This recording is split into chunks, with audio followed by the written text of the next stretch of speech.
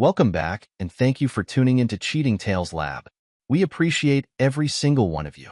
We'd love to know, what part of the world are you watching from right now? Let us know in the comments. Now, let's dive into today's story. The gentle hum of Alex Hood's dual monitors filled his home office as his fingers danced across the keyboard. Lines of code reflected in his wire-rimmed glasses, the clock on his desk showing 11:47 p.m. A half-empty cup of coffee had gone cold beside his mousepad, the ceramic surface bearing the faded words, "World's Best Dad," a Father's Day gift from Thomas 3 years ago. At 42, Alexander Hood had mastered the art of late-night coding sessions, a piece Marissa had insisted on buying from that overpriced antique store in downtown Millbrook. He smiled at the thought, remembering how she convinced him it would add character to his workspace. The memory of her enthusiasm that day still warmed his heart, even as his eyes burned from staring at screens for too long. A sudden burst of laughter floated through his slightly open window, cutting through his concentration.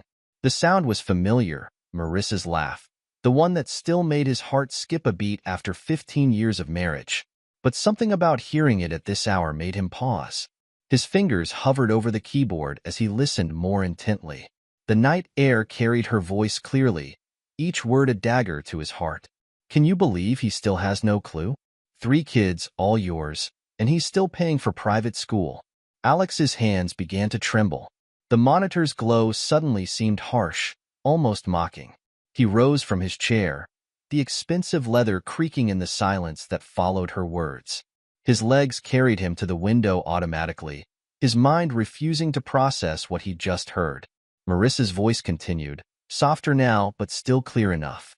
I know, Bruce. Sometimes I feel guilty, but then I remember how well you've planned everything. Bruce Cummins. The name echoed in Alex's mind, bringing with it a flood of images. Bruce at their Christmas parties, Bruce advising his mother on investments, Bruce holding Lucas at his baptism. Bruce, with his perfect smile and tailored suits, who'd been managing his mother's finances for 16 years. Alex's knees weakened, forcing him to grab the window frame for support. The rough wood beneath his fingers felt more real than anything else in that moment. Outside, Marissa paced the garden path, her silhouette illuminated by the security lights. She wore her favorite silk robe, the one he'd bought her last anniversary. Her free hand gesticulated animatedly as she spoke, unaware of her audience. Next week? Yes, I can make that work, she continued, her voice taking on that playful tone Alex had always loved. Caroline's beach house is perfect this time of year. She's already offered to watch the kids. His mother. Caroline was in on this too. The revelation hit him like a physical blow, forcing the air from his lungs. His grip on the window frame tightened until his knuckles turned white. Memories began flooding back, demanding re-examination. Those emergency calls from the hospital that always seemed to come when Bruce was in town. The frequent financial planning meetings with his mother that ran late into the evening. The way Thomas's eyes crinkled when he laughed, just like Bruce's. Emma's auburn hair, so different from his own dark brown or Marissa's blonde. Lucas's natural talent for numbers, mirroring Bruce's financial acumen. He dismissed these thoughts before, laughing off friends' comments about how little his children resembled him. Genetics are funny that way, he'd say, proud of his secure marriage and happy family. Now each memory twisted like a knife, revealing layers of deception he'd been too trusting to see. Below, Marissa laughed again, the sound now grating against his ears. You always know exactly what to say, don't you? Yes, I'll wear that blue dress you like so much. A pause. I love you too. Good night. Alex watched as his wife ended the call, clutching the phone to her chest with a dreamy smile he'd thought was reserved for him. She stood there for a moment, bathed in moonlight, looking like the woman he'd fallen in love with all those years ago. But now he saw her differently, a stranger wearing his wife's face, an actress who'd perfected her role over 15 years of marriage. She turned and walked back toward the house, her silk robe shimming in the security lights. Alex stepped back from the window, moving silently through his office. He couldn't face her, not now. Not when everything he thought he knew about his life had just been revealed as an elaborate lie. His computer screen still glowed with the project he'd been working on, lines of code for a new software feature that suddenly seemed meaningless. The world's best dad, Mug mocked him from the desk. He fought the urge to sweep everything onto the floor, to shatter the carefully maintained facade of his life, just as his reality had been shattered. Instead, he sank back into his chair, his movements mechanical. The leather no longer felt comfortable. Nothing felt right anymore. He could hear Marissa's footsteps downstairs, moving through their kitchen, the routine sounds of their home, the hum of the refrigerator, the distant tick of the grandfather clock in the hallway, the soft whir of his computer's cooling fan. All seemed to take on a sinister quality. His trembling hands found his phone. Opening his browser, he typed Bruce Cummins into the search bar, something he'd never felt the need to do before. Images loaded. Bruce at charity events, Bruce receiving awards for his financial advisory work, Bruce with his wife Krista at social gatherings. In each photo, that perfect smile beamed back at him, the smile his children had inherited. The sound of Marissa's footsteps on the stairs snapped him back to reality. Quickly, he closed the browser and turned back to his code. The door handle turned, and she appeared in the doorway, still wrapped in her silk robe. "You're still up?" Her voice carried the same warmth it always had, but now Alex heard the artifice in it. "Don't work too hard, honey. Coming to bed soon?" He forced himself to look at her, to smile as if his world hadn't just imploded. "Just finishing up here. Go ahead, I'll be there in a bit." She blew him a kiss, a gesture she'd done thousands of times before, and closed the door. Alex waited until her footsteps faded before allowing his facade to crumble. His hands clenched into fists as the full weight of the betrayal pressed down on him. Tomorrow, he would begin investigating. Tomorrow, he would start planning. But tonight, in the solitude of his office, Alexander Hood allowed himself to feel the full magnitude of his loss. Silent tears fell onto his keyboard as 15 years of memories transformed from treasured moments into carefully orchestrated deceptions. The next 2 weeks passed in a blur of routine and hidden investigation. Alex maintained his normal schedule with mechanical precision while setting in motion a plan that would reveal the full scope of his family's betrayal. His first call had been to Jared Glover, a private investigator recommended by a colleague who'd gone through a messy divorce years ago. They met in a small coffee shop 2 towns over from Millbrook, far from prying eyes. Glover looked nothing like the stereotypical PI. He wore a pressed business suit and carried a tablet instead of a notepad. His eyes, though, had that sharp investigative quality that Alex needed. "Tell me everything," Glover said, his voice low and professional as he stirred his Americano. "Leave nothing out." Alex recounted that night's revelation, his voice steady despite the turmoil inside. As he spoke, Glover's fingers moved across his tablet, taking notes with practiced efficiency. 16 years of friendship with Bruce Cummins, Glover mused, looking up from his screen. "And your mother's involvement? That's an interesting angle. We'll start there." Over the following days, Glover's updates arrived in encrypted emails, each one revealing another layer of the deception. The first breakthrough came from Caroline's beach house records. "Your mother's property has been hosting regular financial planning retreats for the past 15 years, Glover reported during their second meeting. "Always when you're away on business trips. The utility bills show consistent usage patterns: water, electricity spikes during these periods." Alex's stomach churned as he reviewed the carefully documented evidence. Photos showed Marissa's car parked in the beach house driveway on numerous occasions, always alongside Bruce's Mercedes. Timestamps matched perfectly with her supposed hospital emergencies. The investigation into medical records proved even more devastating. Glover's contact at the hospital's records department had discovered a pattern of falsified emergency calls created to provide alibis for Marissa's absences. But the most damning evidence came from a different medical source entirely. "I've obtained DNA test results," Glover announced during their final meeting, sliding a thick manila envelope across the table.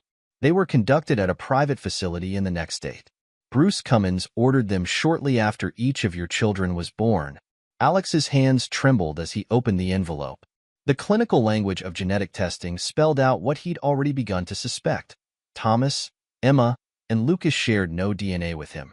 All 3 children's genetic markers matched perfectly with Bruce Cummins. "There's more," Glover continued, his voice gentler now. I've uncovered a series of email exchanges between your mother and Marissa dating back to before your wedding. You should read them yourself. The printed emails told a story that made Alex's blood run cold.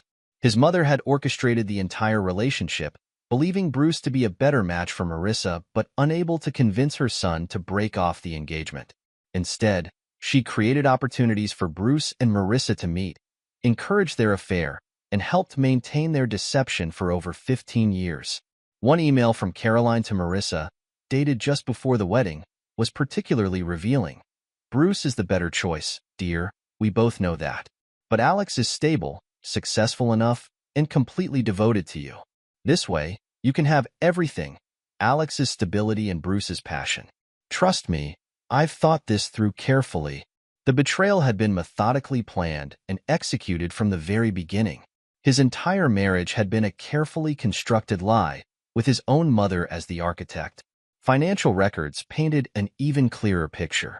Bruce had been channeling money through various accounts, creating a safety net for Marissa and the children. Caroline had helped manage these transactions, using her position as the family matriarch to hide the money transfers within legitimate business dealings. Your mother's beach house isn't just a meeting place, Glover explained, pulling up more documents on his tablet. It's been used as collateral for several investments in Bruce's name.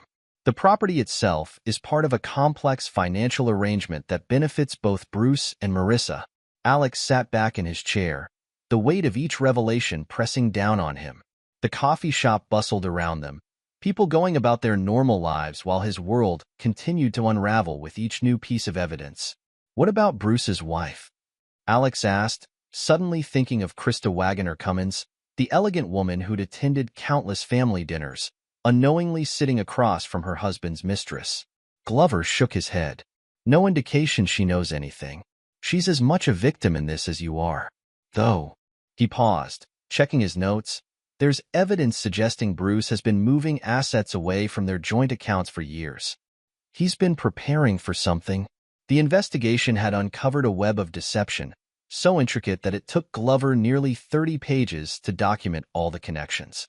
Bank statements, property records, medical files, and surveillance photos painted a picture of betrayal that spanned more than a decade and a half. Mr. Hood, Glover said as their final meeting drew to a close, in my 20 years as an investigator, I've never seen anything quite like this. The level of planning, the duration of the deception, it's unprecedented. Alex nodded, his face a mask of calm that belied the storm raging inside him. Thank you for your thoroughness, Mr. Glover. Your final payment will be transferred today. As he drove home that evening, Alex's mind wandered to his children. No, Bruce's children. Despite everything he'd learned, he couldn't help but see their faces. Thomas concentrating on his homework at the kitchen table, Emma practicing her violin in the living room, Lucas building elaborate structures with his Lego sets. They were innocent in all this, yet their very existence was proof of the betrayal. The hardest part was maintaining normalcy at home. Each morning, he kissed Marissa goodbye as she left for the hospital. Each evening, he helped the children with their homework, played games with them, told them bedtime stories, all while carrying the knowledge that every moment of his family life had been built on lies. But Alexander Hood was no longer the trusting husband who'd stood at that window 2 weeks ago. With each piece of evidence Glover uncovered, a new version of himself emerged, calculating, patient, and determined to orchestrate a reckoning that would shake Millbrook's foundations. Miranda Hughes's office embodied everything about her reputation: sleek, imposing, and meticulously organized.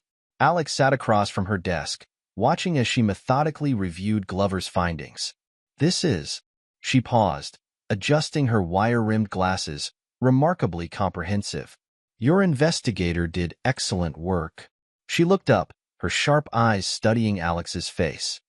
The question is, what do you want to do with it? Alex had chosen Miranda specifically for her reputation. She wasn't known for being kind or understanding. She was known for being ruthless and effective. Her office walls displayed news articles about her most notable cases, each one a testament to her ability to destroy opponents in court. I want everything, Alex replied, his voice calm but firm. But I want it done right. No room for countermoves, no chance for them to prepare. I want them to feel as blindsided as I did. Miranda's lips curved into a slight smile. Then we'll need to be strategic. First, we'll need to secure your assets. I assume you haven't confronted any of them yet? No. I've maintained everything as normal. Good. Keep doing that. She pressed a button on her desk phone. Janet, get me Gustavo Goodrich on the line. Priority call. Within an hour, Gustavo Goodrich joined them. The financial advisor's reputation matched Miranda's. He specialized in high-stakes divorce cases where assets needed to be protected and relocated quickly and legally. The timing needs to be perfect, Gustavo explained, spreading documents across Miranda's conference table. We'll need to move your assets in stages, nothing too obvious. Offshore accounts, blind trusts, legitimate business investments that can't be easily traced or contested. The next several hours were spent crafting a strategy that would leave nothing to chance. Alex's software company would be prepared for sale, its assets protected through a complex series of transactions. Personal accounts would be secured, properties reassigned, and investments restructured. What about the children? Alex asked, the question he'd been dreading to voice. Miranda's expression softened slightly, the closest she came to showing sympathy. Legally, you could contest custody based on fraud, but given the DNA evidence, she let the sentence hang. I won't put them through that, Alex decided. They're innocent in this, but I want to ensure they're provided for, through channels that neither Marissa nor Bruce can access. Gustavo nodded, making notes. We can set up independent trusts for each child. Ironclad terms, professional trustees, no possibility of interference from any party. The planning continued late into the evening. Every aspect of Alex's life was examined, every vulnerability addressed.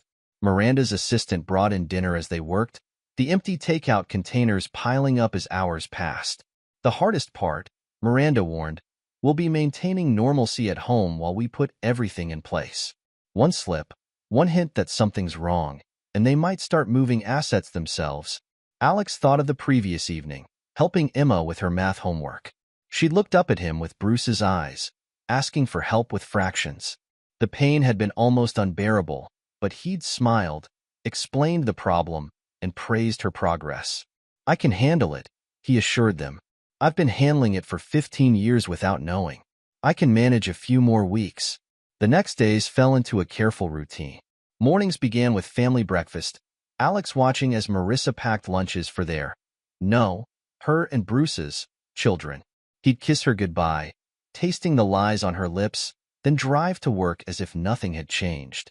During the day, he methodically prepared his company for what was to come. Private meetings with his executive team focused on restructuring, carefully worded to suggest routine business optimization rather than preparation for sale. Each decision was calculated, each movement precise. The evenings were the most challenging. Family dinners around their mahogany table became exercises in self-control. Alex would listen to Thomas talk about his soccer practice, noting how the boy's animated gestures mirrored Bruce's mannerisms. Emma would practice her violin after dinner, the melody haunting the house while Alex sat in his study, pretending to work while actually coordinating with Gustavo through encrypted emails. Lucas, the youngest at 9, proved the most difficult to face. One evening, as Alex helped him build a model rocket, the boy looked up with pure admiration in his eyes, Bruce's eyes, and said, "You're the best dad ever." The words struck like physical blows, but Alex maintained his smile. "Thanks, buddy. Hand me that glue, would you?" Meanwhile, the machinery of his revenge ground forward with relentless precision. Gustavo had created a complex network of financial transfers, each one legal but deliberately difficult to trace. Assets were being moved through multiple jurisdictions, eventually landing in places where they would be virtually impossible to recover. The beauty of it, Gustavo explained during one of their secure video calls, is that everything appears completely normal on the surface. We're not hiding anything. We're just relocating assets through perfectly legitimate channels. Miranda's part of the plan was equally meticulous. She prepared documentation for every possible scenario, anticipating any legal challenges that might arise. Her team worked discreetly, building an airtight case while maintaining absolute confidentiality. "We've documented every instance of fraud," she reported during a late-night meeting in her office. The DNA tests, the financial deceptions, your mother's involvement, everything. When we move, they won't have any room to maneuver. The hardest part was watching Marissa continue her deception. She maintained her routine of emergency hospital calls, each one now transparent to Alex as another meeting with Bruce. He noticed how she always wore specific jewelry on these days, pieces he hadn't bought her. The blue dress she favored for these encounters hung in their closet like a silent accusation.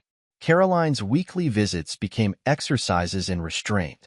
His mother would arrive bearing homemade cookies, doting on the grandchildren she had helped orchestrate into existence.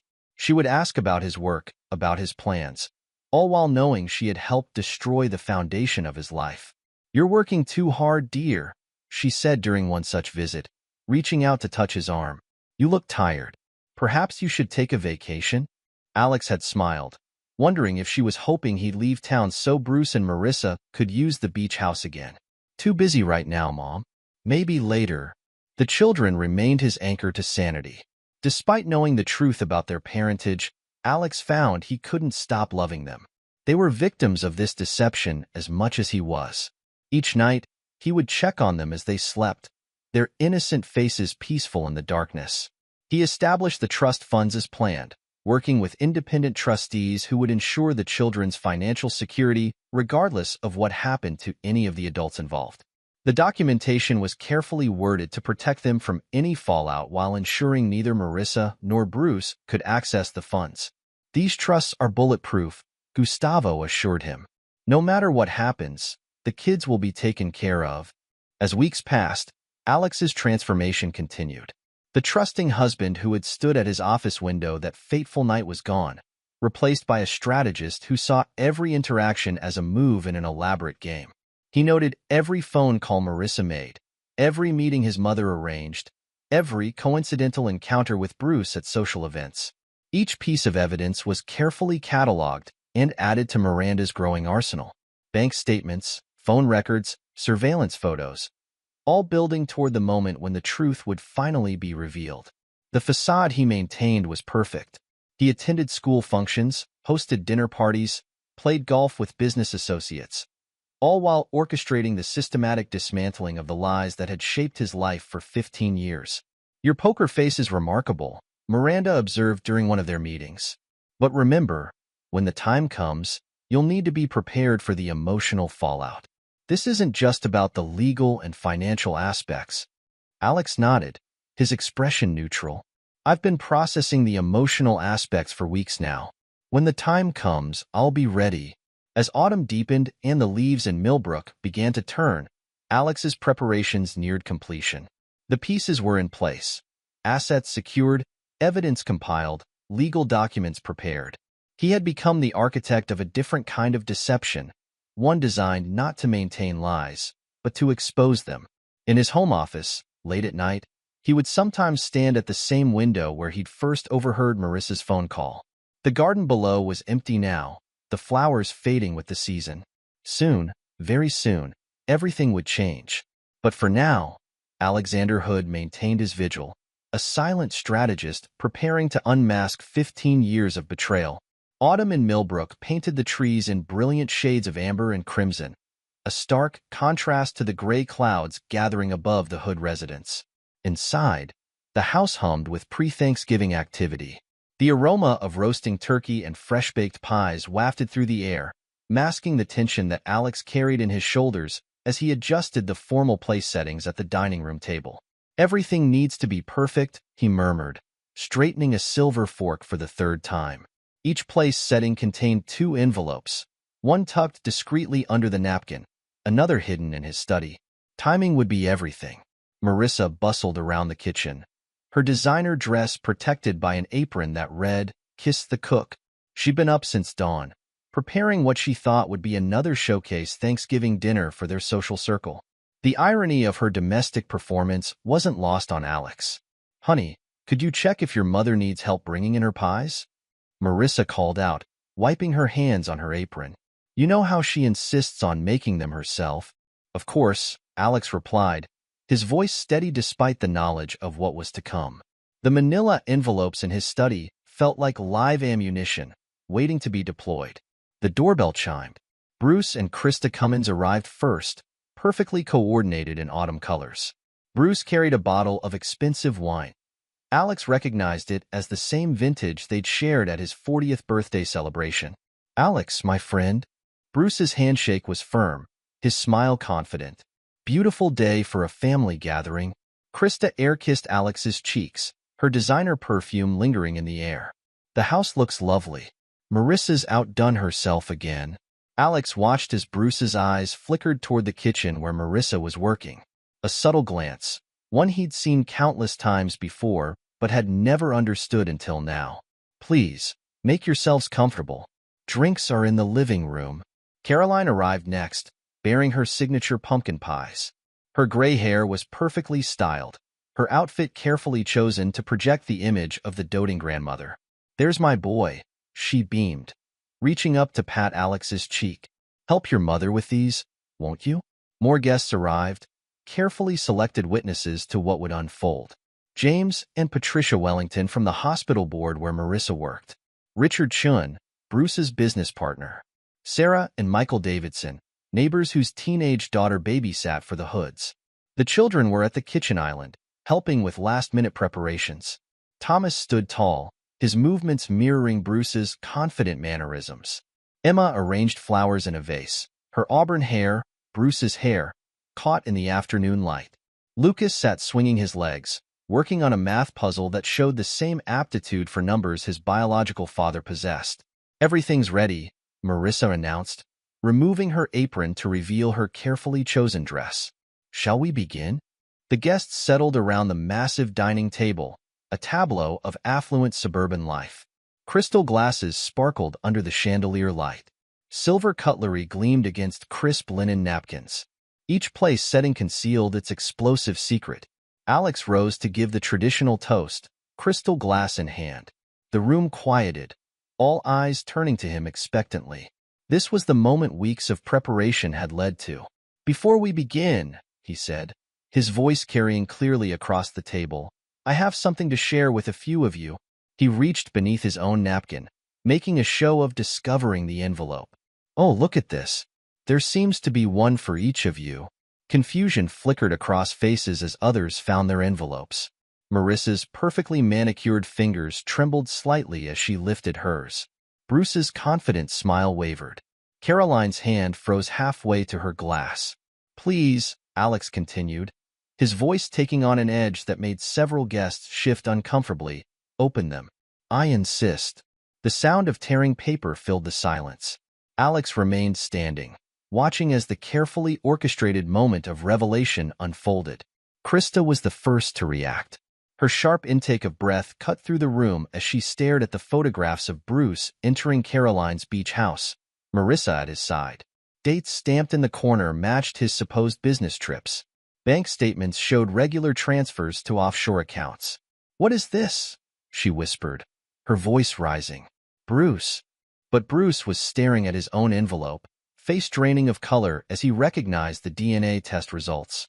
His eyes darted to the children, who watched the scene unfold with growing confusion. Marissa's hands shook as she read through her dossier. Emails between her and Caroline spanning 15 years, planning meetings, coordinating deceptions. Her carefully applied makeup couldn't hide the blood draining from her face. Caroline's envelope contained trust fund documents showing Alex's systematic dismantling of her control over family assets, along with copies of her own emails proving her role as architect of the deception. "How dare you?" Krista's voice shattered the silence. She grabbed her wine glass, its contents arcing through the air to splash across Bruce's expensive shirt. 15 years? All 3 children? The room erupted into chaos. Patricia Wellington gasped, her hand flying to her mouth. Richard Chun stood abruptly. The Davidsons exchanged horrified glances. "Alex," Caroline started, her voice trembling. "I only wanted what was best." "Best for whom? Mother?" Alex's voice cut through the chaos like a blade. "Best for your son, whose life you helped destroy. Or best for your friend Bruce, whom you thought was a better match." Marissa sat in stunned silence, her carefully constructed world crumbling around her. The children looked between the adults, confusion giving way to dawning comprehension. "Dad," Thomas's voice quavered. "What's happening?" Alex turned to the children, his heart breaking anew. "I think it's time for you three to go upstairs. Sarah, would you mind?" Sarah Davidson quickly ushered the children out, throwing a sympathetic glance over her shoulder. The sound of their footsteps on the stairs seemed to echo through the house. "You couldn't just confront us privately?" Bruce finally spoke, his usual confidence replaced by cold anger. "You had to make a spectacle? Like the spectacle of being best man at my wedding?" Alex's reply was ice. "Or the spectacle of being godfather to your own children while I remained ignorant?" "No, Bruce. You all chose your audience years ago. I'm simply providing the final act." Krista's tears had given way to fury. "My lawyer will be in touch," she spat at Bruce. "Expect to hear from Valerie Stevens first thing tomorrow." "Now, let's not be hasty," Bruce began, but Krista cut him off. "Hasty? Like hiding assets for years? Planning a second family behind my back? Miranda Hughes has already been contacted, hasn't she, Alex?" She turned to him, a new ally in destruction. Alex nodded. "Everything's prepared. Every account, every transaction, every meeting at the beach house. There's nothing left to hide." Caroline reached for her son's arm. "Alexander, please. We can explain everything." He pulled away from her touch as if burned. "Explain? Like you explained to Marissa before our wedding how she could have everything. My stability and Bruce's passion? I read the emails, Mother. Every single one." The carefully prepared dinner grew cold, the turkey forgotten as 15 years of deception unraveled around the Thanksgiving table. Outside, the gathering storm finally broke, rain lashing against the windows like nature itself was trying to wash away the lies. "You'll destroy everything," Marissa finally spoke, her voice barely a whisper. "No," Alex corrected her, his calm more terrifying than anger. "You destroyed everything the moment you decided to build our marriage on lies. I'm simply revealing the truth. Now, I believe dinner is served." He sat down at the head of the table, surrounded by the wreckage of relationships and the smell of cooling food. The perfect Thanksgiving dinner had become a feast of consequences, each course flavored with bitter revelations and shattered trust. The rain continued to fall outside, marking the beginning of a storm that would reshape the lives of everyone at the table. In his pocket, Alex felt the weight of the second envelope, the one containing the next phase of his carefully orchestrated plan. But that would wait. For now, he watched as 15 years of deception consumed itself in the warm light of his dining room chandelier. The weeks following the Thanksgiving revelation unfolded like a carefully choreographed dance of destruction. Miranda Hughes's office became ground zero for the dismantling of 3 marriages and a family empire. "The divorce proceedings will be swift," Miranda explained to Alex, spreading documents across her mahogany desk. "Your evidence is comprehensive and, frankly, they have no ground to stand on." Across town, in another high-rise office, Valerie Stevens was having a similar conversation with Krista Cummins. The two women had formed an alliance of vengeance, their combined legal assault leaving Bruce's carefully constructed financial facade crumbling. Every hidden account, every secret transaction, Valerie detailed, her red lacquered nails tapping against her tablet. "Your husband's been planning for this possibility for years, but he didn't count on us finding his overseas holdings."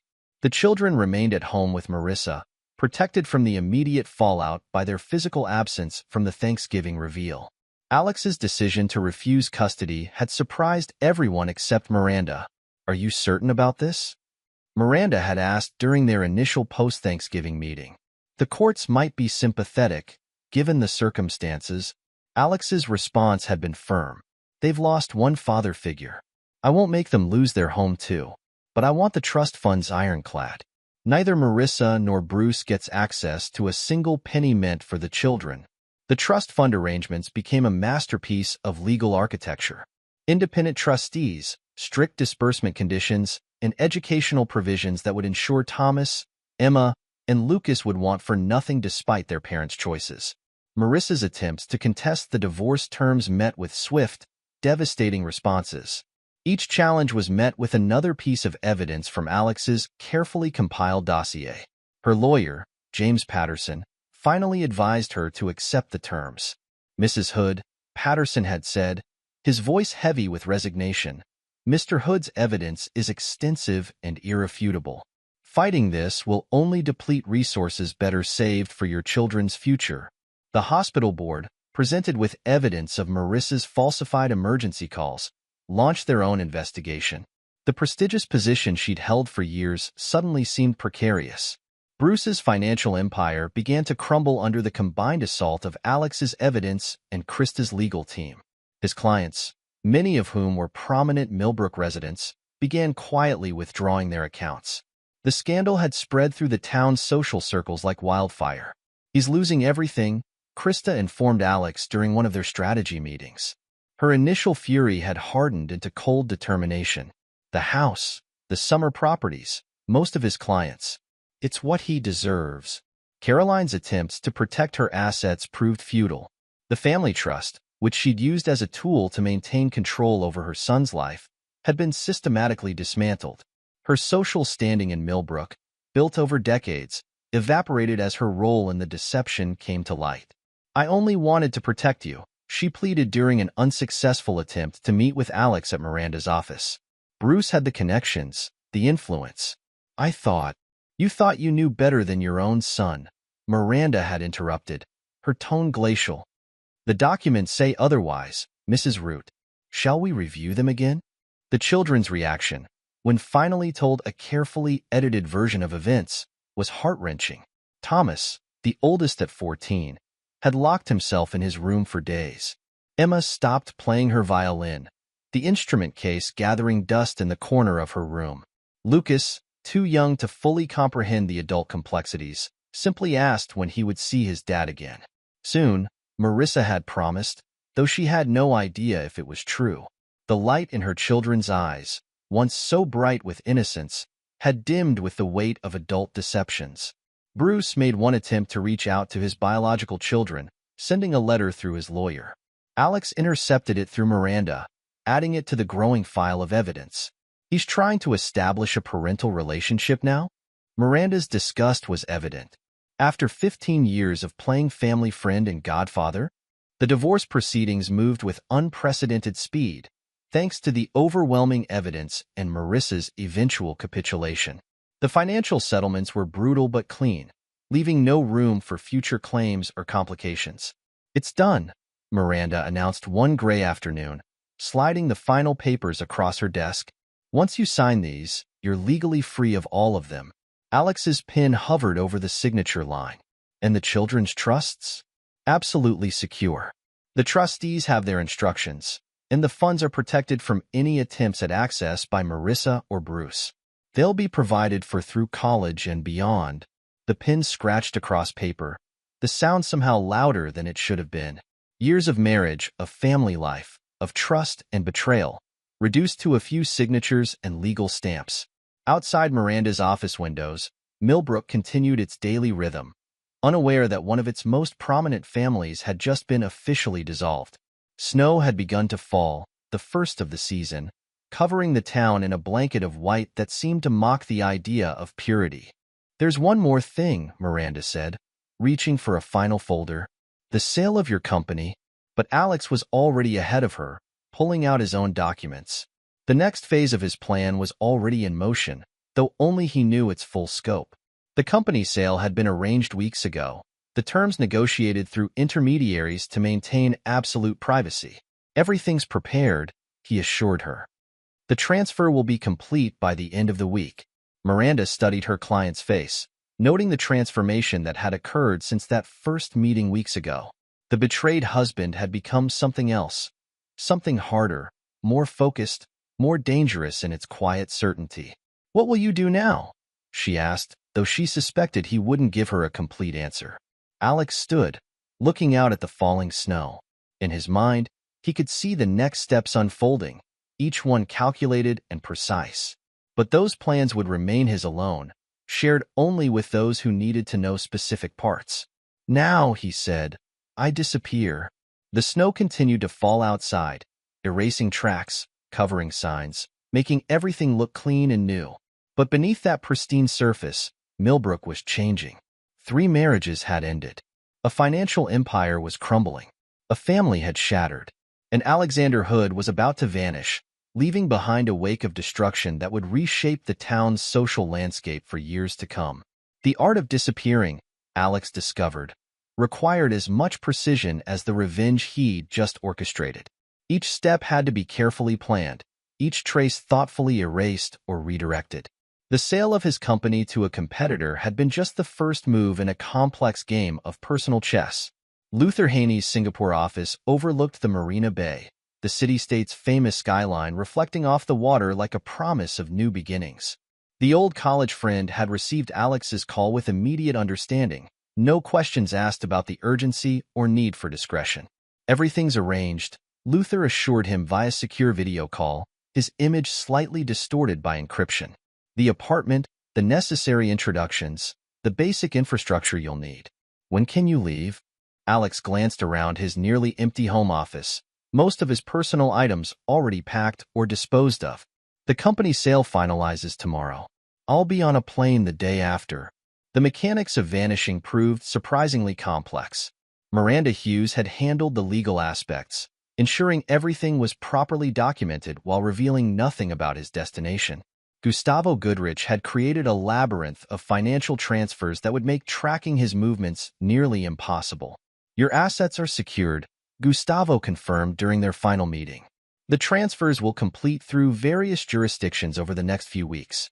By the time anyone thinks to look, the trail will be cold." The hardest part wasn't the logistics, it was the children.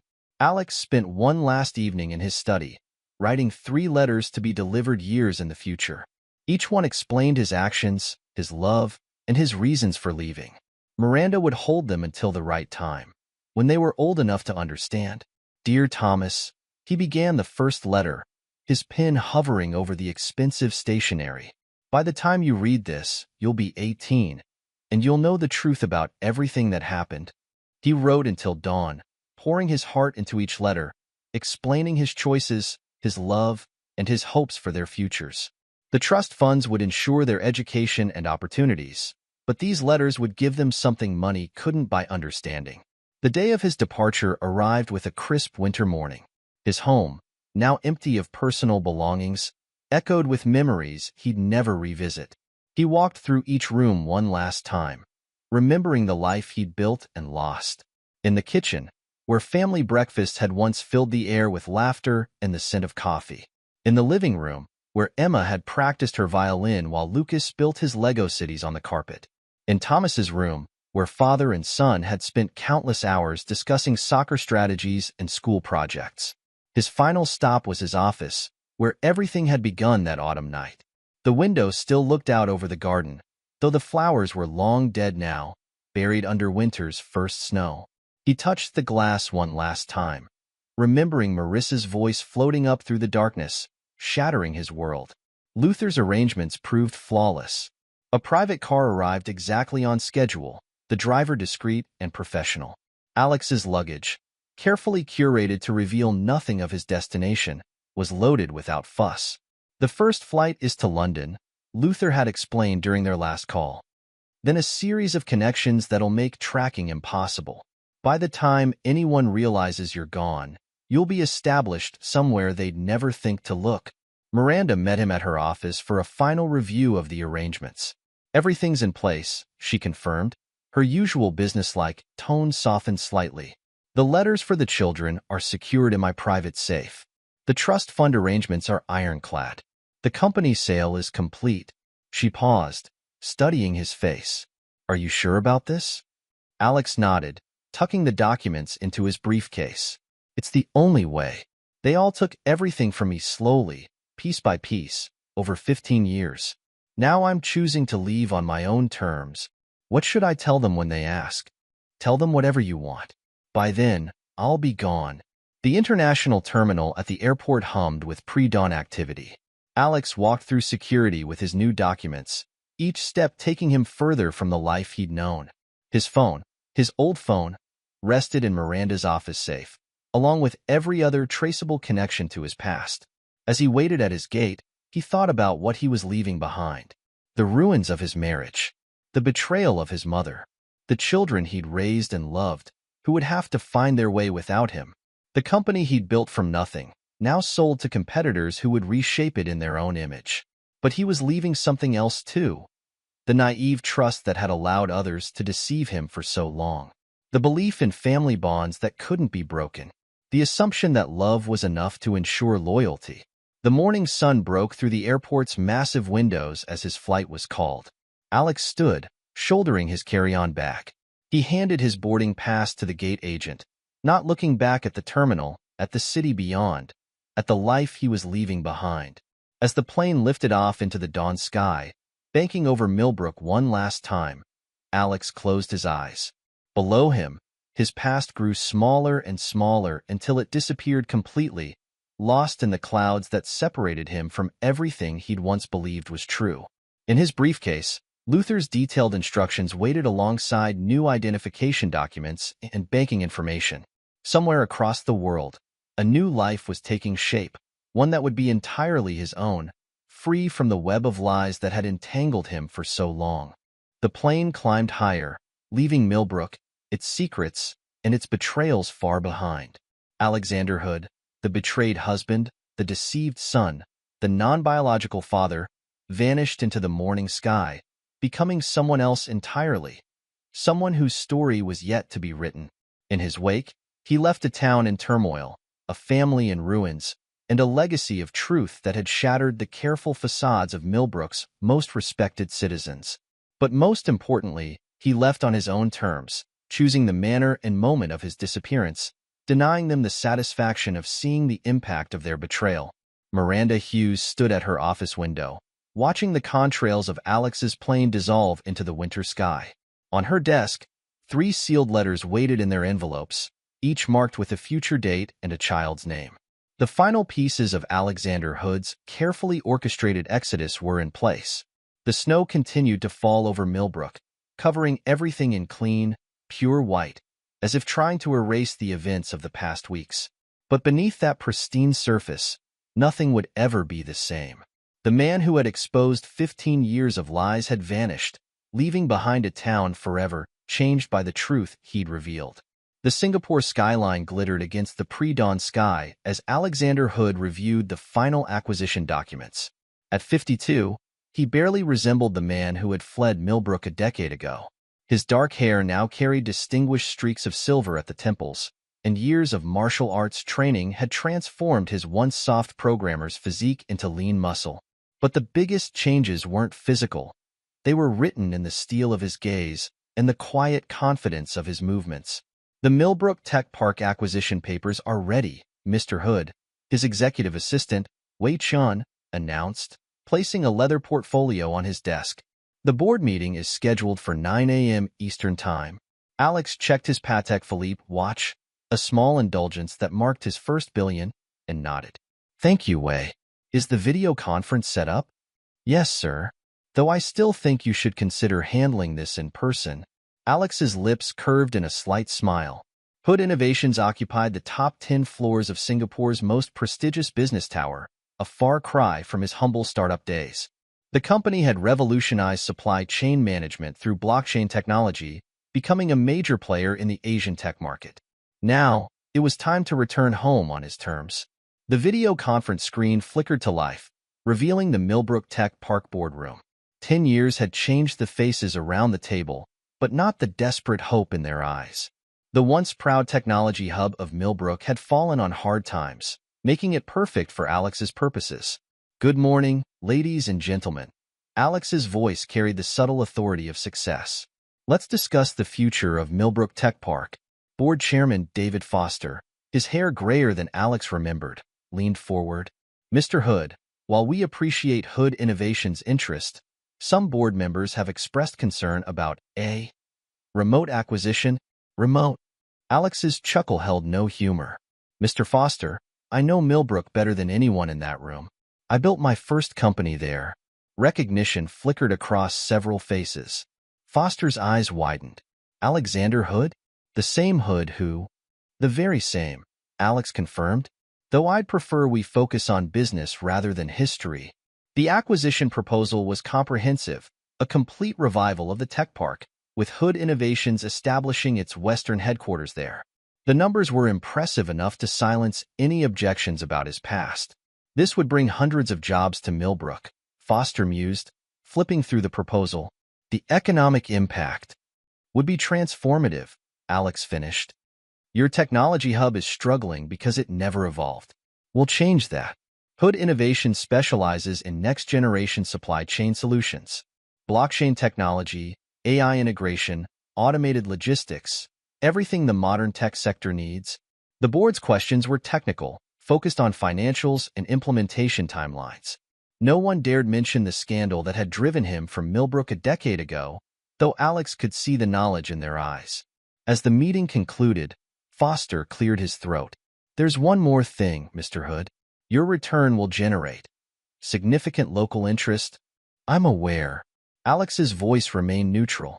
My PR team will handle any media inquiries. Now, shall we sign? The digital signatures were exchanged, contracts executed with clinical precision. Alex sat back in his ergonomic chair, watching the board members file out of their meeting room thousands of miles away. A decade of preparation had led to this moment. Wei entered with a fresh cup of green tea, another habit Alex had acquired in Asia. Congratulations, sir. Should I begin arrangements for the transition team? Yes. And Wei? Alex turned to look out over the Singapore skyline. Book me a penthouse at the Grand Millbrook. It's time I went home. The news of Hood Innovations' acquisition of Millbrook Tech Park broke during morning trading hours. Financial analysts praised the strategic expansion, while local Millbrook press scrambled to connect the dots between the Singapore-based tech giant and their town's most notorious scandal.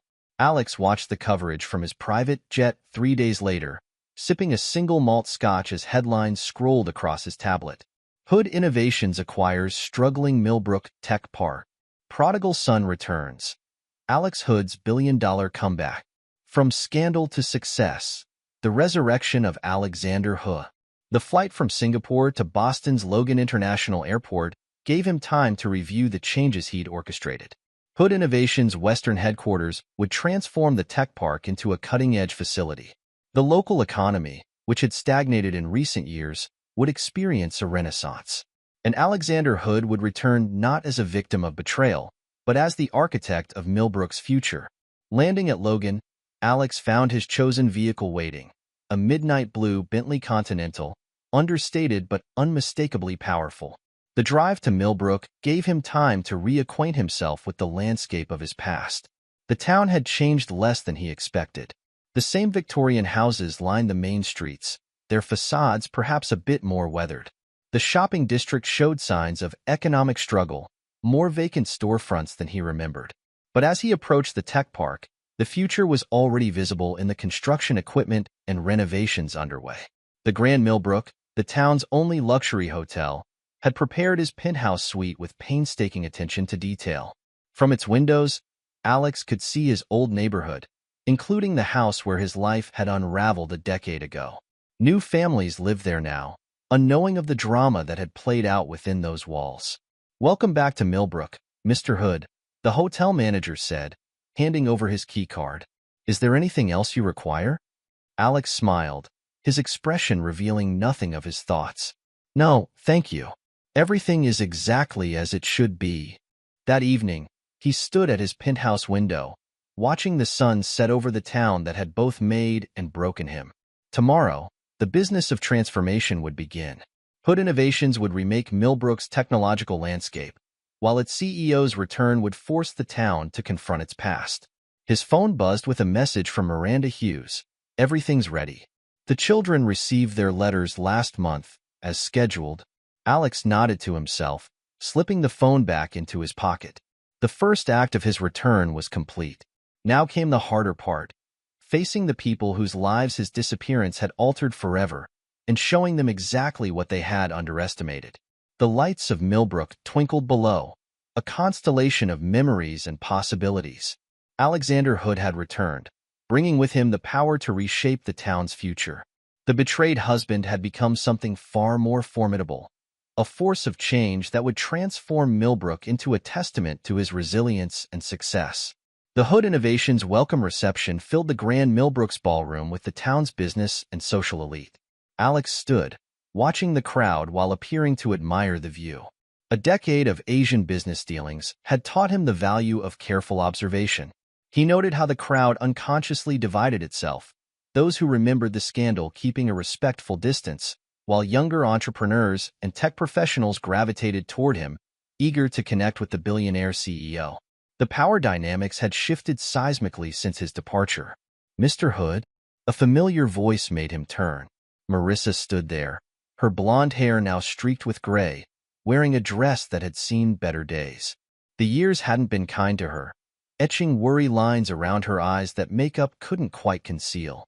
"Dr. Reynolds," he replied coolly, using her maiden name. "This is a private corporate event.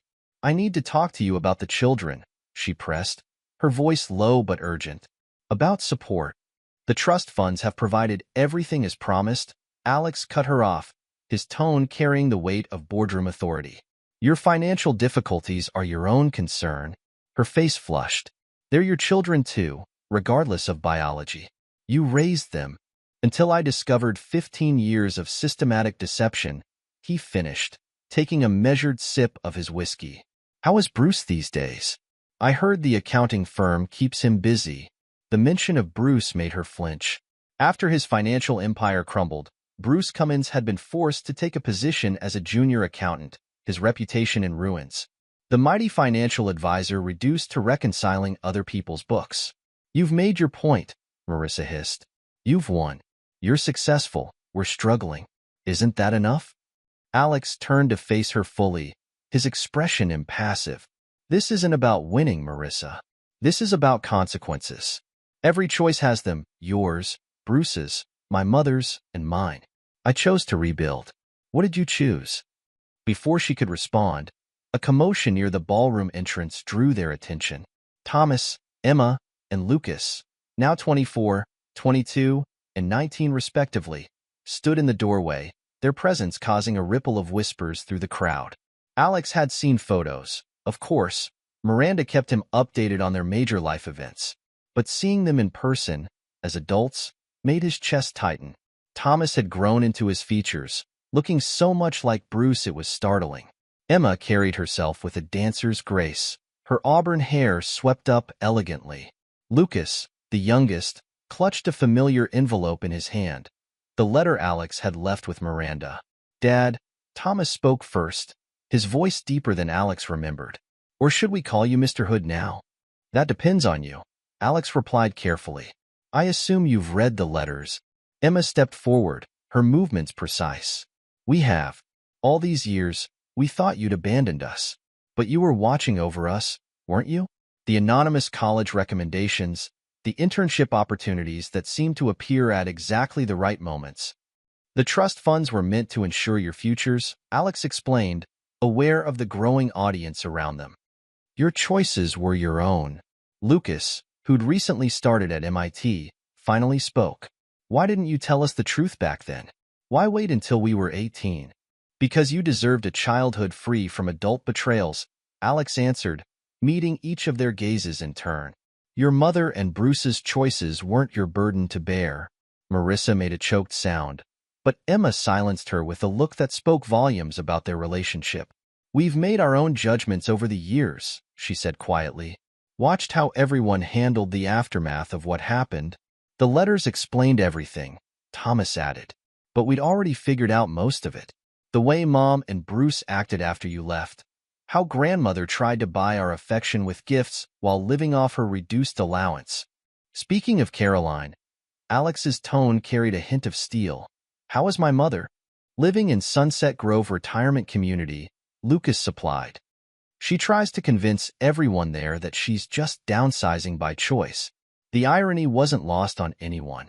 Caroline Root, once the grand orchestrator of Millbrook's social scene, now lived on a strict allowance in a modest retirement facility. Her role in the deception had cost her not just her wealth, but her social standing. "Mr. Hood?" Wei appeared at his elbow. "The Tech Park board members have arrived. They're eager to discuss the renovation timeline." Alex nodded, then turned back to his former family. My office is always open to you three, he said quietly. Not for money. The trusts handle that, but for anything else you need. The choice to maintain contact is yours. As he moved toward the waiting board members, he heard Marissa's last desperate attempt. Alex, please. The hospital board is reviewing my position. One word from you. He paused, not turning around. Your choices, your consequences, Marissa. I learned that lesson 10 years ago. Now it's your turn. The rest of the evening passed in a blur of business discussions and social niceties. But Alex noticed how Thomas, Emma, and Lucas remained at the reception, moving through the crowd with the ease of young adults who had grown up in Millbrook's social scene. They were neither hiding from their connection to him nor flaunting it. They were simply present, making their own choices. Later that night, in his penthouse suite, Alex received 3 separate text messages. From Thomas, lunch next week? There's a new place downtown. From Emma, my dance company's performing next month. Sending you tickets. From Lucas, could use your insight on a blockchain project for school? He smiled, saving their numbers. The confrontation he'd anticipated for 10 years had transformed into something unexpected. Not an ending, but perhaps a new beginning. The transformation of Millbrook Tech Park moved swiftly under Hood Innovation's direction. Construction crews worked around the clock, converting outdated office spaces into state-of-the-art research and development facilities. The town buzzed with activity as new employees arrived, housing prices rose, and local businesses experienced a renaissance. From his office in the newly renovated main building, Alex watched his vision take shape. The glass-walled space offered a panoramic view of the campus, where Hood Innovation's signature blue and silver logo now adorned every building. The latest employment figures, sir. Wei presented a tablet displaying the data. We've hired over 300 local residents, with another 200 positions opening next quarter. Good. How's the training program progressing? Excellently. The partnership with Millbrook Community College is paying off. Even Bruce Cummins applied for one of the accounting positions, though HR flagged the potential conflict. Alex's lips curved slightly. Let him apply. Merit-based decisions only. No preferential treatment, positive or negative. The irony wasn't lost on either of them. Bruce, once the mastermind of complex financial schemes, might end up processing payroll for the company run by the man he had betrayed. A knock at the door interrupted their discussion. Miranda Hughes entered, elegant as ever despite the decade that had passed. Your mother's here, she announced without preamble. Security called up from the lobby. Alex leaned back in his chair, considering. Caroline had been trying to arrange a meeting since his return, sending messages through various intermediaries. Her latest attempt, showing up unannounced, was a classic Caroline route maneuver. Send her up, he decided. Wei, please stay. Caroline appeared minutes later, looking smaller than he remembered. The designer clothes and perfect makeup couldn't hide how time and reduced circumstances had affected her. She clutched her handbag like a shield as she entered his office. Alexander, she began, her voice trembling slightly. You've done so well for yourself. What do you want, mother? She flinched at his tone but pressed on. I thought, perhaps, now that you're back and so successful, we could try to repair our relationship. Our relationship ended the day I discovered you helped orchestrate 15 years of deception, Alex replied evenly. The annual support payments will continue as agreed, provided you maintain your distance. I'm your mother, she protested. Everything I did was because I wanted the best for you. No. Alex's voice carried the weight of years of reflection. Everything you did was about control. You thought you knew better than me what my life should be, so you helped Bruce and Marissa deceive me for 15 years. Those were your choices, mother. These are the consequences. Caroline's facade cracked. The retirement community. It's not where I belong. Surely you can see that? With your resources now, the monthly allowance is generous enough for your needs. Alex cut her off. Wei, please escort my mother out. Ensure security updates her status. No unscheduled visits. As Caroline was led away, her shoulders slumped in defeat. Alex turned back to the window. Below, he could see new employees entering the building, their Hood Innovations ID badges catching the morning sun. The weeks that followed brought more changes to Millbrook. Alex maintained his distance from the old social circles, focusing instead on the tech park's development and his growing relationship with Thomas, Emma, and Lucas. Thomas joined Hood Innovations' management training program, proving himself capable without trading on his connection to Alex. Emma's dance company performed to a full house, including Alex in the audience, though he slipped out before she could introduce him to her fellow dancers. Lucas sought his advice on technical projects, their conversations flowing naturally from blockchain architecture to life in general. The children's trust funds ensured their independence, while their individual choices showed the adults they were becoming. They maintained relationships with their biological parents, but drew clear boundaries, understanding the complex web of decisions that had shaped their family history. One crisp autumn morning, almost a year after his return, Alex stood in his office watching Lucas guide a group of MIT students through the tech park. The youngest of his non-biological children had grown into a thoughtful young man, already showing promise in both technical innovation and leadership. The occasion was Lucas's graduation party, a celebration Alex had chosen to host at Hood Innovations headquarters. The guest list was carefully curated. No appearances from Marissa, Bruce, or Caroline, but filled instead with Lucas's professors, classmates, and siblings. "Your son has remarkable insight into blockchain applications," Professor Chin remarked to Alex during the reception. "His thesis on decentralized supply chain verification is revolutionary." Alex smiled, watching Lucas explain a complex technical concept to his fellow graduates. "He's his own person," he replied. "I just provided opportunities. He chose what to do with them." The party moved to the rooftop garden, another of Hood Innovations' additions to the tech park. Thomas and Emma had already arrived, their presence completing the picture of what family could mean when chosen rather than merely inherited. "Did you ever imagine this?" Thomas asked, joining Alex at the railing. "When you left 10 years ago?" Alex considered the question, looking out over the transformed landscape of Millbrook. The tech park's renovation had sparked a revival throughout the town. New businesses occupied once empty storefronts, young professionals filled renovated apartments, and the community college's tech program had a waiting list for the first time in its history. "I imagine success," he admitted. "But this." He gestured to include not just the view but the gathering behind them. "This is something better." Emma approached, her dancer's grace evident even in casual movement. "Mom tried to convince me to ask you for more money again," she said, rolling her eyes. "I told her the trust fund was more than generous, and her financial problems weren't your responsibility." "How is she doing?" Alex asked, more out of curiosity than concern. "Working at a small private practice now," Thomas supplied. "After the hospital board. Well, let's just say her reputation never recovered." They watched as Lucas accepted congratulations from his peers, his MIT acceptance ring catching the sunlight. The boy who had once built Lego cities on Alex's living room floor had grown into a man of substance and integrity. "You know what's funny?" Lucas joined them, loosening his tie. "Bruce tried to take credit for my natural aptitude for numbers at the last family dinner Mom insisted on. I told him genetic contribution doesn't equal parental influence." The siblings shared a knowing look, years of understanding passed between them. They had watched their biological parents' choices lead to diminished lives while the man who had chosen to love them, despite everything, had shown them a different path. "The trust funds were just money," Emma reflected.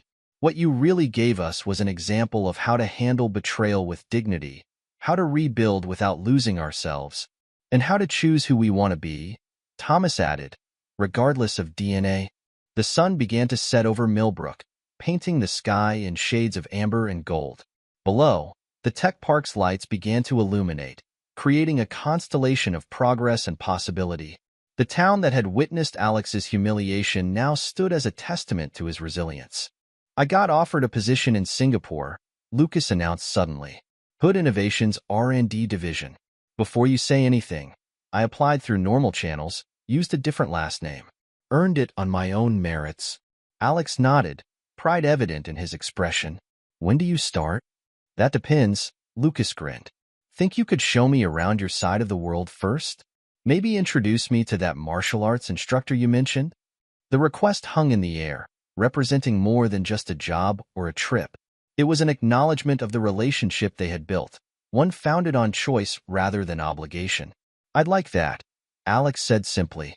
As the party continued around them, Alex reflected on the journey that had brought them here. The betrayal that had shattered his world had also freed him to create something new. Not just a successful company or a transformed town, but a different kind of family, one built on truth, choice, and mutual respect. The residents of Millbrook still whispered about the scandal sometimes, but more often they spoke of the transformation, both of their town and the man who had returned to remake it.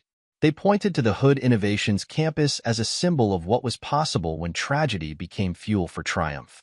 But for Alex, standing with the three young adults who had chosen to keep him in their lives, the real victory wasn't in the buildings or the business success. It was in the understanding that family, real family, could be built from the ashes of betrayal, stronger for being chosen rather than merely inherited. The sun set on Millbrook, and with it, the last shadows of old wounds faded. Alexander Hood had found something better than revenge. He had found peace, purpose, and a family bound by choice rather than blood. His new life, built on the foundation of integrity and determination, stood as a testament not to what he had lost, but to what he had chosen to create. In the end, the story that Millbrook would remember wasn't just about the betrayed husband who became a billionaire. It was about a man who showed that the strongest bonds aren't those we're born into, but those we choose to forge, maintain, and honor through our actions and choices. The tech park's lights twinkled below like stars, a constellation of possibilities realized. Alex stood surrounded by his chosen family, watching Lucas explain his blockchain theories to eager listeners, seeing Thomas discuss management strategies with department heads, and observing Emma's quiet confidence as she navigated the social dynamics with practiced ease. This was his legacy. Not the buildings, not the wealth, but the living proof that integrity, resilience, and the courage to choose one's own path could transform even the deepest betrayal into a foundation for something greater. In the end, Alex had built more than a successful company. He had created a testament to the power of choosing who we become, regardless of who we were meant to be. Epilogue: 5 years after Alex's return to Millbrook. The autumn wind scattered golden leaves across the grounds of Sunset Grove Retirement Community, where Caroline Root sat in her modest apartment, watching a financial news segment about Hood Innovations' latest breakthrough. Her son's company had just announced a revolutionary blockchain platform that would transform global supply chains, sending the stock price soaring to unprecedented heights. The irony wasn't lost on her. 15 years ago, she had orchestrated what she thought was best for her son's future, believing Bruce Cummins to be the better connection. Now, her monthly allowance, generous but strictly controlled, came from the very son whose life she had tried to manipulate. Her phone buzzed with a text from her grandson Lucas, now a rising star in Hood Innovations' Singapore R&D division. Like all her grandchildren's messages, it was polite but distant, sharing professional news without personal warmth. The children had learned the cost of manipulation from watching their parents and grandmother fall from grace. Across town, in a small medical clinic housed in a strip mall, Marissa Reynolds finished her shift. The sign on her door read "Family Practice," a far cry from her former position as a prestigious pediatrician at Millbrook General. The prescription fraud scandal that had cost her medical license had taken years to overcome, requiring extensive rehabilitation and supervision before she could practice again. Her tiny office was a constant reminder of her fallen status.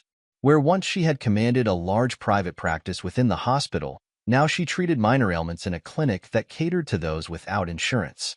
The walls, once adorned with prestigious certificates, now held only her basic medical license, newly reinstated, but permanently marked with restrictions. Bruce Cummins's life had followed a similar downward trajectory. The former financial titan now worked as a mid-level accountant at Hood Innovations, his application accepted purely on merit after years of struggling in smaller firms. The irony of processing payroll for his former rival's empire wasn't lost on anyone, least of all Bruce himself. His marriage to Krista had ended in a divorce that stripped him of everything. Valerie Stevens, Krista's attorney, had been ruthlessly efficient in exposing every hidden asset, every offshore account. The man who had once managed millions now lived in a one-bedroom apartment, driving a used Toyota to work. The affair that had seemed so cleverly managed, so perfectly orchestrated, had unraveled not just their marriages but their entire social world. Bruce and Marissa occasionally saw each other at their children's major life events, their interaction limited to stiff nods and avoided gazes. The passion that had driven them to deceive Alex for 15 years had withered in the harsh light of consequences. Their children, however, had flourished in unexpected ways. Thomas, now 29, had risen through Hood Innovations' corporate structure entirely on his own merit, becoming director of operations for the North American division. His relationship with Alex had evolved into one of mutual respect and shared business acumen. Emma, at 27, had transformed her dance background into a successful therapeutic movement program, helping trauma survivors heal through artistic expression. She maintained offices in both Millbrook and Singapore, splitting her time between continents and occasionally consulting for Hood Innovations' employee wellness program. Lucas, the youngest at 24, had become a force in the tech world. His blockchain innovations had earned him recognition separate from his connection to Hood Innovations, though he chose to continue working within the company that had given him his start. His relationship with Alex had deepened into a true mentorship, unmarred by biological connections or social expectations. The three siblings had developed a unique perspective on family and loyalty. They maintained dutiful but distant relationships with their biological parents, while forming deeper bonds with Alex based on shared values and mutual choice. Their trust funds, managed impeccably by independent trustees, had provided them with opportunities without creating dependency. At a recent tech conference in Singapore, Lucas had been asked about his relationship with Alex Hood. His response made headlines. DNA doesn't make a father. Choices do. The man who chose to love us despite betrayal, who showed us how to succeed with integrity. That's the father we chose to keep in our lives. Miranda Hughes, now semi-retired but still serving as Hood Innovations' chief legal counsel, kept a framed copy of that quote in her office. She had watched the story unfold from that first meeting with a betrayed husband to the empire it had spawned. The letters she had held for the children, delivered at precisely the right moment, had helped bridge the gap between past and future. Hood Innovations had transformed Millbrook into a tech hub that attracted global talent. The town's character had shifted from a sleepy suburban enclave to a vibrant community where innovation and tradition coexisted. The old social hierarchy that had protected Bruce and Marissa's deception had been replaced by a meritocracy that valued achievement over connections. Alex himself had evolved beyond the role of betrayed husband or successful CEO. At 57, he had become a mentor to young entrepreneurs, particularly those who had faced personal betrayals. His story had become a case study in business schools, not just for its technical success but for its lessons about integrity and resilience. He maintained his practice of martial arts, the discipline helping him stay grounded despite his massive success. His Singapore dojo still reserved early morning hours for his private training, though he now spent equal time between Asia and Millbrook. The physical transformation that had begun during his exile had become a permanent part of his character, reflecting the inner strength he had discovered through adversity. The original Hood residence, where the fateful Thanksgiving revelation had occurred, had been converted into a technology incubator for startups. Alex had bought the property through a subsidiary and transformed it into a space where new entrepreneurs could build their dreams. The garden where he had first overheard Marissa's phone call now featured meditation spaces and collaborative work areas. Caroline's beach house, once the scene of so many secretive meetings, had been sold years ago. The proceeds had gone to establishing a scholarship fund for children of broken homes, managed by the same trustees who oversaw the children's trust funds. The property itself had become a retreat center for corporate innovation workshops, its dark history transformed into a space for creative breakthrough. Krista Cummins had remarried and moved to California, where she ran a successful interior design firm. She occasionally collaborated with Hood Innovations on office space projects, her professional relationship with Alex marked by mutual respect for how they had handled their respective betrayals. The annual Hood Innovations shareholders meeting, held in the renovated Millbrook Tech Park, had become a reminder of how completely the power dynamics had shifted. Bruce, required to attend as a mid-level employee, sat quietly in the back while his former rival presented visions of global technological transformation. Marissa watched the live stream from her clinic during lunch breaks, seeing the life that might have been hers had she made different choices.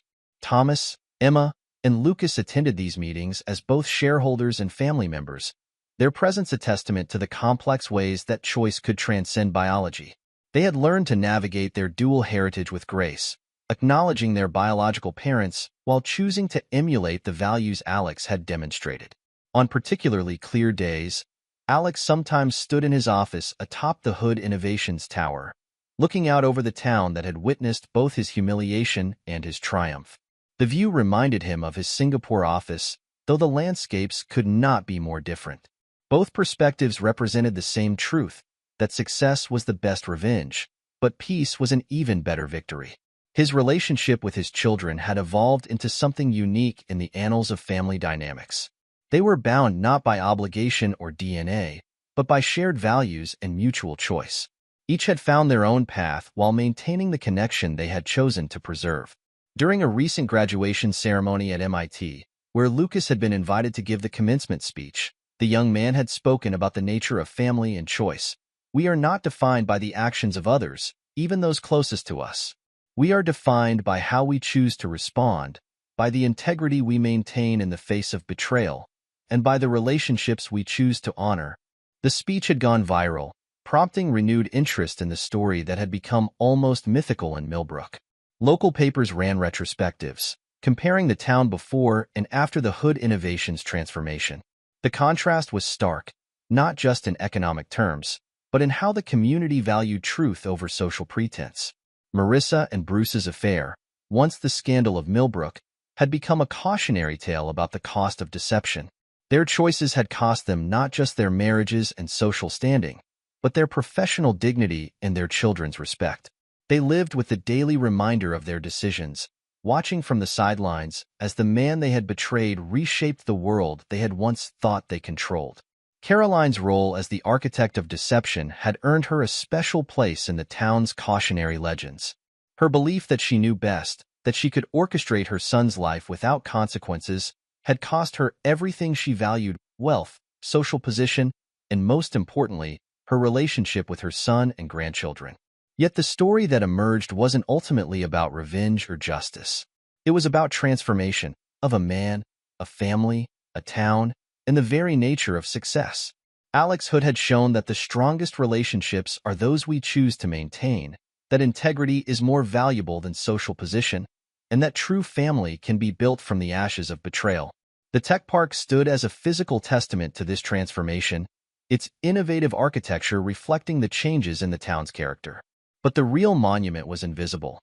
It lived in the choices made by those who had witnessed the unfolding drama, in the lessons learned about loyalty and consequence, and in the understanding that family is not just what we're born into, but what we choose to create.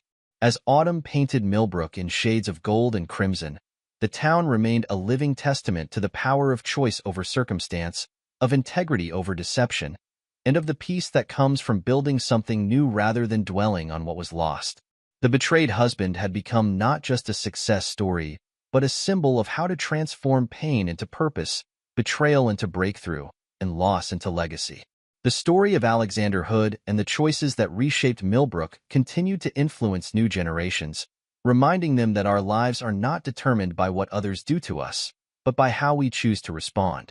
In the end, the greatest triumph was not in the wealth created or the empires built, but in the demonstration that character, choice, and integrity could transform even the deepest betrayal into a foundation for something greater than revenge, a legacy of resilience, wisdom, and the power of choosing one's own path.